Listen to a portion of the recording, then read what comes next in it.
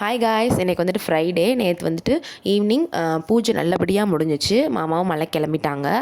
காலையில் எந்திரிச்சதே கொஞ்சம் லேட்டாக தான் எந்திரிச்சேன், ஏன்னா செம்ம டயர்டாக இருந்துச்சு.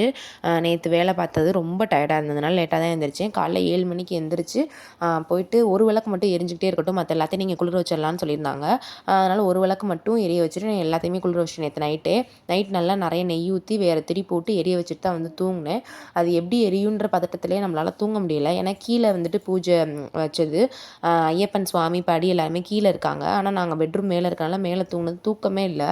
அதனால் 7 மணிக்கு போயிட்டு சாமியை கும்பிட்டுட்டு விளக்க குளிர வச்சுட்டு வந்து படுத்துட்டேன். அதுக்கப்புறம் ஒரு 8-9 மணி போல் தான் எந்திரிச்சு கீழே போனேன். போய் எல்லாத்தையும் சுத்தம் பண்ணிவிட்டு சாப்பிட்டுட்டு இன்றைக்கி வந்து கார்த்திகை தீபம் விளக்கேற்றணுன்றதுனால விளக்கெல்லாம் நேற்று நான் தண்ணியில் ஊற வச்சுருந்தேன். அதெல்லாம் எடுத்து தொடச்சி சந்தனம் வச்சு ரெடி பண்ணி வச்சாச்சு.